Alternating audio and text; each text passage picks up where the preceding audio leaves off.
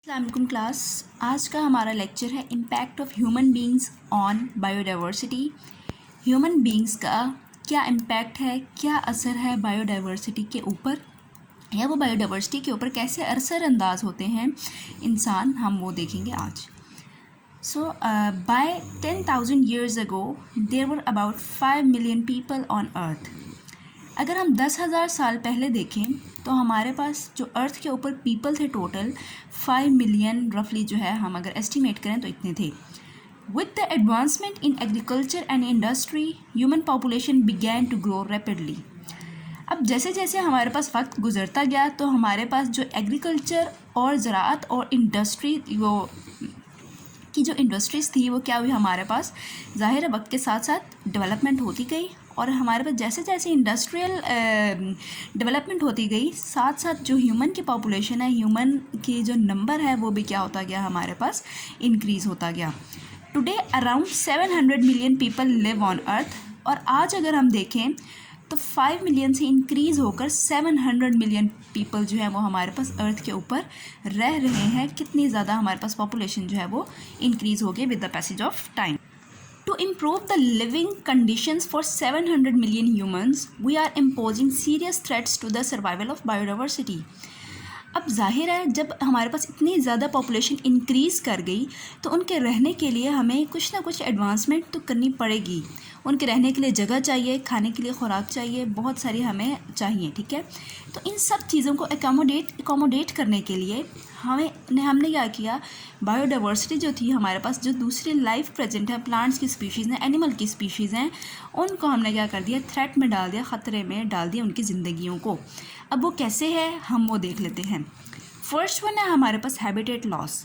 Habitat loss क्या है, ज़ाहिर है जब ह्यूमन की पॉपुलेशन इतनी ज़्यादा इंक्रीज़ कर जाएगी तो जो बाकी स्पीशीज़ रह रही हैं उनका जो हैबिटेट है, उनका जो मस्कन है, जो रहने की जगह है, वो उसको ऑटोमेटिकली क्या हो जाएगा, वो लॉस हो जाएगा, और वहाँ से वो स्पीशीज़ क्या हो जाएगी, रिमूव हो जाएगी, ख़त्म हो जाएगी।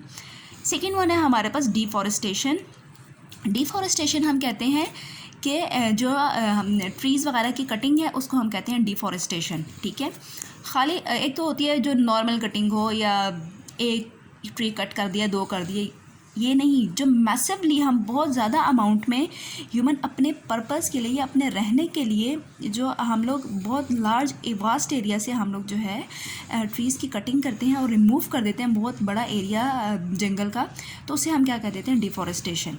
तो उससे क्या होता है, हमारे पास जब प्लांट की स्पीशीज़ हम इतनी ज़्यादा रिमूव करते हैं तो ऑटोमेटिकली हमारे पास फिर ज़ाहिर है जो हैबिटेट है, बहुत सारी स्पीशीज़ जो उसके ऊपर रह रही होती हैं, एक तो उनको नुकसान पहुंचता है, उसके अलावा जो प्लांट के साथ और स्पीशीज़ है उनका एक तो, और उसके अलावा जो है हमारे पास जो एनवायरनमेंट है वो भी हमारे पास डिस्टर्ब होती है। फिर उसके पास थर्ड वन आ जाता है ओवर हंटिंग। ज़ाहिर है जैसे जैसे पॉपुलेशन इंक्रीज़ होगी तो खाने के लिए हमें चीज़ें भी ज़्यादा चाहिए, तो अब हंटिंग जब करते हैं, शिकार करते हैं, तो उसमें क्या होगा, ज़ाहिर है पहले जब कम लोग थे तो कम शिकार होगा, जैसे जैसे लोग बढ़ते जाएंगे तो हमारे पास हंटिंग भी ज़्यादा होती जाएगी। इंट्रोडक्शन और रिमूवल ऑफ स्पीशीज़, अब ये एक और हमारे पास मेजर फैक्टर है बायोडाइवर्सिटी जिसकी वजह से डिस्ट्रक्ट हो रही है। हम करते क्या हैं, अब हमें ह्यूमन क्या करते हैं, जो इसकी डिज़ायर्ड हमारे पास स्पीशीज़ हैं प्लांट्स की या एनिमल्स की, ठीक है, जो हमें ज़्यादा ज़रूरत है, जो हमारे खाने के लिए काम आ सकती है या हमारे किसी और काम आ सकती है, बहुत सारे हम यूज़फुल पर्पसेस के लिए जो हम प्लांट्स यूज़ करते हैं या फिर एनिमल्स स्पीशीज़, ठीक है। तो अब साइंटिस्ट क्या करते हैं, उस जगह पर एक स्पेसिफिक एरिया में क्या करते हैं कि जो उनकी सिर्फ डिज़ायर्ड जो उनको स्पीशीज़ चाहिए होती हैं वो वहाँ पे उनको इम्प्लांट करवाते हैं, और बाकी सारी जो वहाँ पे एक्स्ट्रा वन होती हैं उनको रिमूव करा देते हैं। तो ये भी हमारे एनवायरनमेंट के लिए जो है बहुत ज़्यादा डिस्ट्रक्टिव है और हार्मफुल है। हमारे पास नेक्स्ट वन है पोल्यूशन। ज़ाहिर है जैसे जैसे ह्यूमन पॉपुलेशन इंक्रीज़ हो रही है, कार्स, व्हीकल, सब कुछ हमारे पास इंक्रीज़ होता जा रहा है, स्मोक जो है बहुत ज़्यादा प्रोड्यूस हो रही है। उसके अलावा जो हमारी गाड़ियों का फ्यूल निकलता है, ठीक है, इंडस्ट्रीज़ हैं, जैसे जैसे डेवलपमेंट ज़्यादा हो रही है तो हमारे पास पोल्यूशन भी क्या हो रही है, इंक्रीज़ हो रही है। तो पोल्यूशन भी जो है वो एक अनदर मेजर फैक्टर है हमारे पास बायोडाइवर्सिटी डिस्ट्रक्शन का। उसके अलावा हमारे पास आ जाता है क्लाइमेट चेंज। क्लाइमेट चेंज क्या है? जिस तरह अब हम सुनते हैं ग्लोबल वार्मिंग, जैसे जैसे टाइम इंक्रीज़ आगे जाता जा रहा है तो हमारे पास क्या हो रहा है, ग्लोबल वार्मिंग हो रही है, क्या जो अर्थ का टेम्परेचर है वो इंक्रीज़ होता जा रहा है। तो ये सब क्या है, क्लाइमेट हमारा जो है चेंज हो रहा है। पहले इतना एडवर्स नहीं होता था अगर हम पास्ट टाइम्स में देखें, लेकिन जैसे जैसे डेवलपमेंट ज़्यादा होती जा रही है तो हमारे पास इन सब फैक्टर्स की वजह से क्या हो रहा है, क्लाइमेट जो है हमारे पास, वेदर कंडीशंस वो चेंज होती जा रही हैं, जो कि हमारे पास अगर ऐसे ही चलता रहा तो खुदा न खास्ता आगे बहुत बड़ा डिस्ट्रक्टिव जो है वो डिस्ट्रक्शन कॉज कर सकती है हमारे बायोडाइवर्सिटी के लिए। तो ये सब के सब हमारे पास क्या है, मेजर कॉजेज हैं स्पीशीज़ एक्सटिंक्शन के, मतलब स्पीशीज़ जो है इसकी वजह से हमारे पास जो बहुत सारी एनिमल की वैरायटी है वो क्या हो रही है, हमारे पास कम होती जा रही है और फिर आहिस्ता आहिस्ता ख़त्म हो जाती है।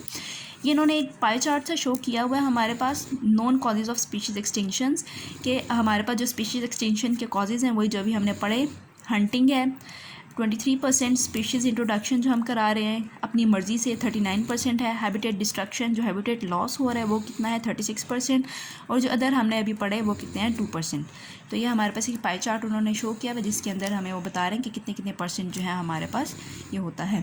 तो आज के लिए इतना ही था कि ह्यूमन बीइंग की जो लव्स हैं वो कैसे इम्पैक्ट अपना कैसे असरअंदाज हो रही हैं हमारे हैबिटेट पे या फिर बायोडाइवर्सिटी के ऊपर। Thank you so much.